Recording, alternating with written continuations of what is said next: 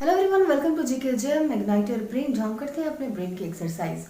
So guys, यहाँ पर हमने पढ़े थे NCERT, which is very very important book for all competitive exams, right. तो यहाँ पर हमने एनसीईआरटी पढ़े हैं सिविक्स क्लास 7 का chapter number 5, women change the world. दोनों लैंग्वेज में पढ़े हम लोग, लाइन बाय लाइन यहाँ पर मैं पढ़ रही हूँ क्योंकि एनसीईआरटी का तो एक एक लाइन होता है बहुत ज़्यादा इंपॉर्टेंट।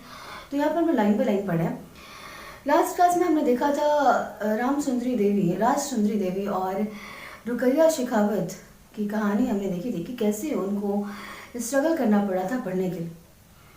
तब उस जमाने में 200 साल पहले की लगभग बात है, जब बिल्कुल भी पढ़ना लिखना एकदम से मना था, चाहे वो कितनी भी अच्छी फैमिली क्यों ना हो। जैसे हमने देखा था कि दोनों ही, चाहे वो राज सुंदरी देवी हो चाहे वो रुकैया शेखावत हो, दोनों ही बहुत ही अच्छी फैमिली से बिलोंग करती थी, बहुत ही बड़े लैंडलॉर्ड की फैमिली से बिलोंग करती थी। लेकिन स्टिल फिर भी वहाँ पर पढ़ना लिखना जो है लड़कियों के लिए मना था, पाबंदी थी लड़कियों के पढ़ने लिखने पर।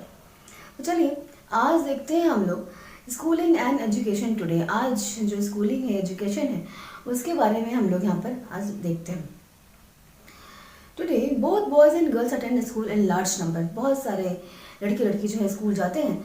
Yet as we will see that there still remain difference between the education of boys and girls. लेकिन फिर भी लड़के और लड़कियों के एजुकेशन में एक डिफरेंस फिर भी हम इसको देख सकते हैं।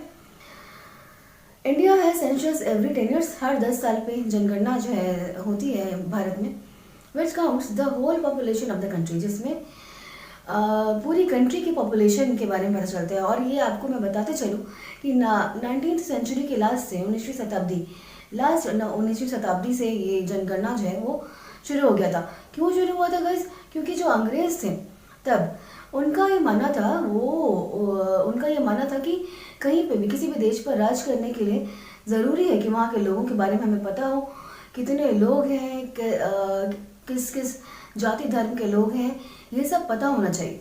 तो ये सारे कॉन्सेप्ट्स थे जनगणना स्टार्ट करने के पीछे। तो जनगणना कब से स्टार्ट हुआ? 19वीं सेंचुरी, लास्ट 19वीं सेंचुरी से जनगणना जो है वो स्टार्ट हो गया था। चलो आगे पढ़ते हैं। It also gather detail information about the people living in India. जितने भी पीपल हैं उनके बारे में एक इन्फॉर्मेशन गैदर करता है। Their skill, their age, schooling, what work they do, वो क्या काम करते हैं, एंड सो ऑन, अलग अलग तरह की इन्फॉर्मेशन। और यही जो इन्फॉर्मेशन है, यही सारी इन्फॉर्मेशन लेने के लिए 19वीं सेंचुरी, लास्ट 19वीं सेंचुरी में ये जनगणना का जो प्रोसेस है हर 10 ईयर में वो शुरू हुआ था। We use this information to measure the things like the number of literate people। ये सारी जो इन्फॉर्मेशन है, जनगणना जो होती है, जिससे हमें जो इन्फॉर्मेशन मिलती है, उस इन्फॉर्मेशन का कैसे यूज़ करते हैं हम लोग पता करने के लिए कि लिटरेट पीपल कितने हैं। लिटरेट और एजुकेट ये दोनों एक अलग अलग टर्म्स हैं, राइट। लिटरेट मतलब होता है कोई भी आदमी जो किसी भी एक लैंग्वेज को पढ़ सकता है या लिख सकता है, किसी भी एक लैंग्वेज को पढ़ सकता है और लिख सकता है, तो वो लिटरेट है, राइट। उसमें ये ज़रूरी नहीं होता है कि आप हायर सेकेंडरी तक हो या सेकेंडरी तक हो या आपने ग्रेजुएट कर रखा है। लिटरेट जस्ट मीन्स कि आप किसी भी एक लैंग्वेज को, चाहे वो आपकी अपनी भाषा ही क्यों ना हो, आपकी अपनी लोकेलिटी में जो भी भाषा आप यूज़ करते हो वो हो, आप कोई भी लैंग्वेज है तो आप उसको या तो लिखना जानते हो या पढ़ना जानते हो, तो आप लिटरेट हो, राइट। चल, और एजुकेशन में देखा जाए तो एजुकेशन में आप फिर लग जाता है उसमें कि आप हायर सेकेंडरी हो या सेकेंडरी हो, आपका एजुकेशन का लेवल क्या क्या है, आप ग्रेजुएट हो। तो ये दोनों चीज़ें जो है, एजुकेट और लिटरेट, ये दोनों ही चीज़ें जो है, टर्म्स जो है वो अलग अलग है।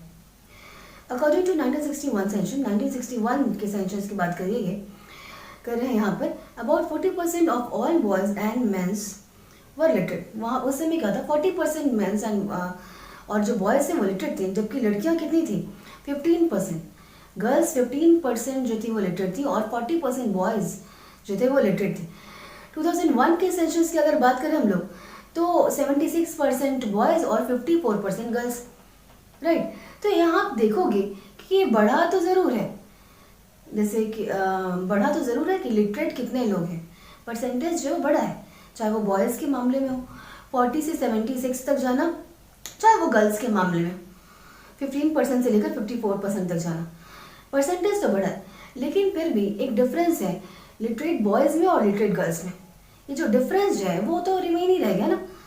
बॉयज़ अभी भी 2001 सेंसस की बात है, उसमें भी बॉयज़ अभी भी जो है वो ज़्यादा लिटरेट हैं गर्ल्स के comparison.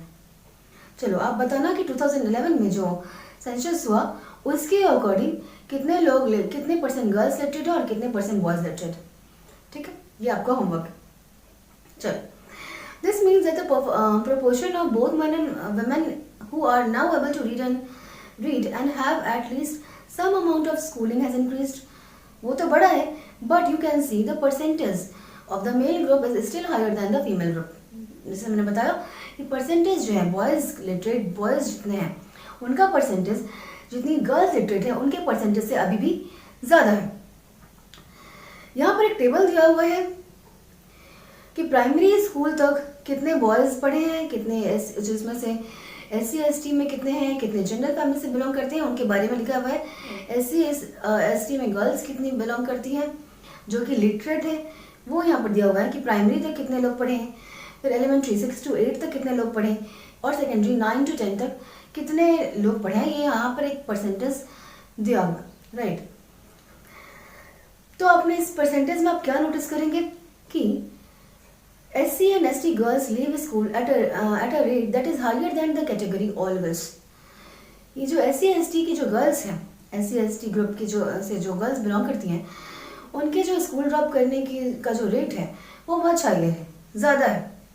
This means that girls who are belong for Dalit and Adivasi background are less likely to remain in school. जो भी दलित और आदिवासी ग्रुप से जो गर्ल्स बिलोंग करती हैं वो लोग स्कूल में बहुत less likely to attend school remain, वो बहुत ही कम दिनों तक स्कूल में रहती है, इधर वो प्राइमरी तक रहे या ज़्यादा से ज़्यादा तक एलिमेंट्री तक जाए। और बहुत ही कम जो स्टूडेंट्स होती हैं गर्ल्स होती हैं जो आदिवासी और दलित ग्रुप से बिलोंग करती हैं वो आगे तक पढ़ती हैं। यहाँ इस टेबल में हमने नोटिस किया। The 2001 census also found that Muslim girls are less likely than Dalit and Adivasi girls to complete primary school. और उसमें भी मुस्लिम गर्ल्स जो हैं वो प्राइमरी स्कूल बहुत ही कम अटेंड कर पाते हैं। ये 2001 सेंसस की बात हो रही है, right. While a Muslim girl is likely to stay in school for around 3 years, लगभग 3 साल तक वो रहती है स्कूल में। Girls from other communities spend around 4 years in school. और ये जो आदिवासी और दलित है वो लोग लगभग 4 साल तक स्कूल में रहती हैं। There are several reasons, बहुत सारे reasons है why children from Dalit, Adivasi and Muslim communities leave school. इनके स्कूल छोड़ने के पीछे भी तो कोई रीज़न होगा ना, तो बहुत सारे reasons है उसमें। In many parts of country, especially in rural and poor areas, there may not even be proper school, nor teachers who teach on a regular basis.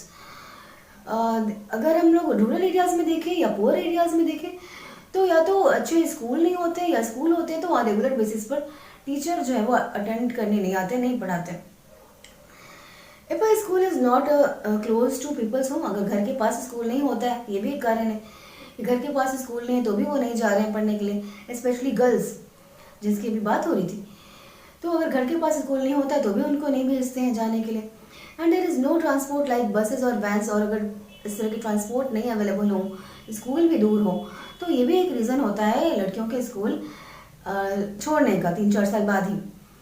Many families are too poor and unable to bear the cost of education all their children. बहुत सारी ऐसी families होती हैं जो बहुत ज़्यादा गरीब हैं तो वो अपने सारे बच्चों को एजुकेशन फैसिलिटी जो है वो नहीं दे पाते हैं, और इसमें क्या हो जाता है कि बॉयज़ को प्रेफरेंस दिया जाता है गर्ल्स के कंपैरिजन में। तो ये भी एक रीज़न है गर्ल्स के स्कूल ना जाने का या फिर जल्दी स्कूल छोड़ देने का।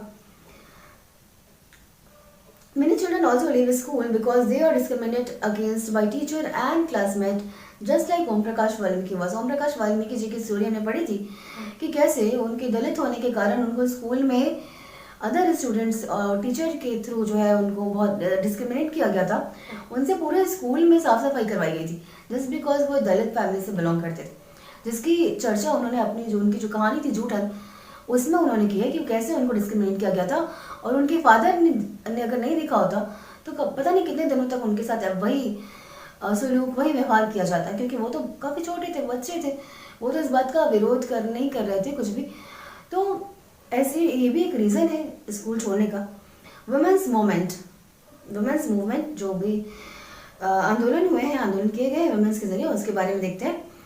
Women and girls now have the right to study and go to school. अभी जो है राइट है वुमेन्स के पास, गर्ल्स के पास कि वो स्कूल जाएं और पढ़ाई करें।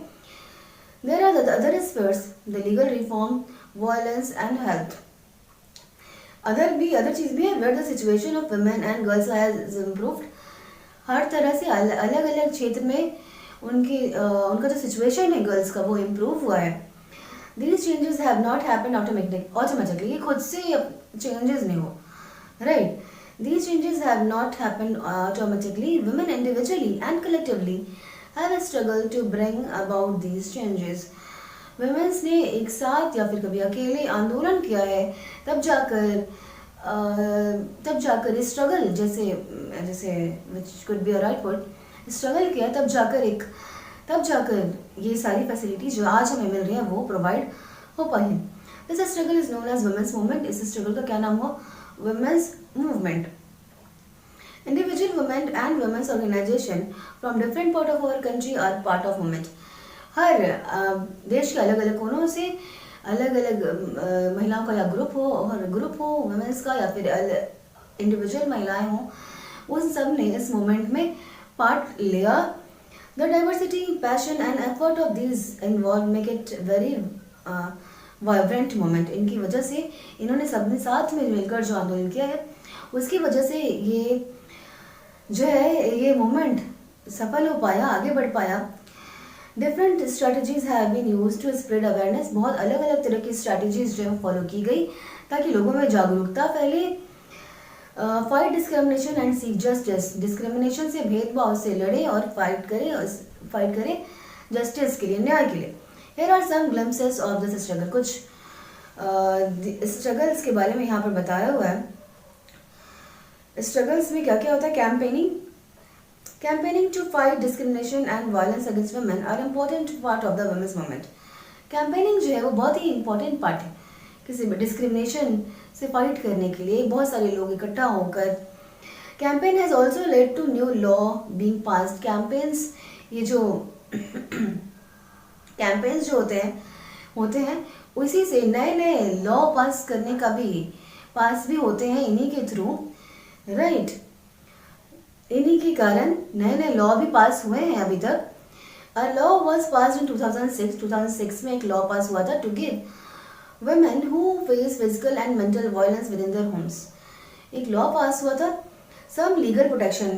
किस चीज़ के लिए पास हुआ था? जो भी women जो हैं जो अपने घर में या आसपास मेंटल और फिजिकल वायलेंस, हिंसा जो है फेस कर रही हैं, उनको एक लीगल प्रोटेक्शन देने के लिए एक जो लॉ है वो पास हुआ था 2006 में ताकि इनको प्रोटेक्शन मिल सके। इसी तरह से similarly effort made by women's movement let the Supreme Court to formulate guidelines. एक गाइडलाइन पास किया सुप्रीम कोर्ट ने। ये जो मूवमेंट हुआ वुमेन्स के थ्रू, उसी के बाद to protect women against sexual harassment at the workplace and within education institution. जितने भी महिलाएं, जितने भी औरतें या लड़कियां जो भी स्कूल में जा रही, स्कूल कॉलेजेस में जा रही हैं या फिर जो भी कहीं भी ऑफिशियली काम कर रही हैं, उन सबको सेक्सुअल हरासमेंट जो फेस करना पड़ता है उस चीज़ के लिए, उस चीज़ से उनको प्रोटेक्शन देने के लिए एक गाइडलाइंस जारी किया गया 1997 में। इन द 1980 की अगर हम लोग बात करें, for example women's group across the country spoke out against dowry death. बहुत सारी ऐसी वुमेन्स हैं जिनको दहेज प्रथा के केस में आपने सुना होगा, बहुत सारे ऐसे न्यूज़ेस आते हैं कि दहेज के कारण किसी को जिंदा जला दिया जाता है, मार दिया जाता है डॉटर इन लॉज को। तो 1980 में बहुत सारे ऐसे केसेस थे, केसेस ऑफ यंग ब्राइड्स जो कि कम उम्र की लड़कियां होती थी, दुल्हनें होती थी, being murdered by their in laws और हस्बैंड ग्रीडी फॉर डाउरी, जो कि लालच में, दहेज के लालच में वो अपने या तो उनके जो इन लॉज हैं, सास ससुर जो है वो उनको मार दिया करते थे या फिर उनके हस्बैंड के थ्रू वो मार दी जाती थी। Women's group spoke out against the failure to bring these cases to justice। Women's group ने इसके लिए आवाज़ उठाई। They did so by coming on the street, वो सड़कों पर उतर आई, and by sharing information, approaching the court and by sharing information, उन्होंने क्या किया कि सड़कों पर उतर आई, उन्होंने इन्फॉर्मेशन शेयर किया, कोर्ट गई, eventually this became a public issue, ये एक पब्लिक इशू बन गया, and in the dowry laws were change to punish families who seek dowry, और फिर उसके बाद एक डॉरी लॉ आई कि जो भी डॉरी की डिमांड करता है, फैमिलीज है जो कि दहेज की मांग करती है, उनके लिए एक पनिशमेंट, उनको पनिशमेंट दी जाएगी. Raising awareness, an important part of women's movement working is to raise public awareness on women's right issue. एक सबसे महत्वपूर्ण, सबसे ज़रूरी बात क्या है कि अवेयरनेस फैले, जागरूकता फैले, राइट. जागरूकता फैलाना जो है, पब्लिक के बीच अपनी बात को पहुंचाना, उन जो भी वुमेन्स के राइट हैं, जो भी गर्ल्स के राइट हैं, उन सारी बातों को पहुंचाना, ये भी एक इम्पोर्टेंट पार्ट होता है वुमेन्स मूवमेंट का. Their message has been spread through street place, उनका मैसेज किस तरह से पहुंचता है लोगों तक? स्ट्रीट प्लेस, सड़कों पर कुछ गा कर, अपने अपने लैंग्वेज में, street plays songs and public meetings जो होती हैं उसके थ्रू पहुंचाते हैं अपने बातों को, राइट. एक तो होता है, और होता है क्या? Protesting. The women's movement raise its voice when violation against women take place, जब भी कभी वुमेन्स मूवमेंट कब होता है? जब भी कभी किसी वुमेन के खिलाफ वायलेंस, हिंसा अगर हो रहा है, घरेलू हिंसा हो रहा है, फॉर एग्जाम्पल के लिए, व्हेन अ लॉ और policy act against their interest, जब भी कोई लॉ या कोई भी पॉलिसी है उनके राइट के खिलाफ जा रही है, उनके अधिकार के खिलाफ जा रही है, उनके इंटरेस्ट के खिलाफ जा रही है. Public rallies and demonstrations are a very powerful way of drawing attention to injustice. Public में जो आपका रैली वगैरह निकालते हैं, वो एक बहुत ही इम्पैक्टफुल वे होता है जिससे आप लोगों तक का ध्यान अपनी ओर खींच सकें, राइट. आपने भी देखा होगा कभी भी स्ट्रीट पर बैनर्स और पोस्टर्स लेके लोग अपने किसी भी चीज़ की, कोई भी अगर लॉ बन रहा है या कुछ भी, तो उसके लिए मांग करते हैं, राइट. तो इससे क्या होता है? पब्लिक का ध्यान उधर जाता है. ओके, तो ये कि बहुत ही प्रोटेस्टिंग जो है बहुत ही इंपॉर्टेंट पार्ट हो जाता है किसी भी मूवमेंट का. Showing solidarity. The women's movement is also about showing solidarity with other women and causes. ठीक है, तो किसी भी दूसरी वुमेन जो है, किसी के साथ भी गलत हो रहा है, किसी के साथ भी नाइंसाफ़ी हो रहा है, तो उनको एक ये जो वुमेन मूवमेंट होता है, उससे क्या होता है कि वी आर विथ यू, हम आपके साथ हैं, आप जो भी कर रहे हो उसमें हम आपका सपोर्ट कर रहे हैं. You are not going to face the situations more, right. तो इस तरह की चीज़ें होती हैं जो कि बहुत ही इम्पोर्टेंट होती है. ये काफ़ी फोटोज वगैरह दिया हुआ है. Women's are holding candles, candles हो जाता है. फिर ये सारे पिक्स यहाँ पे अवेलेबल हैं, प्रोटेक्शन रैलीज वगैरह जो भी निकाले जाते हैं. तो ये सारी चीज़ें हैं.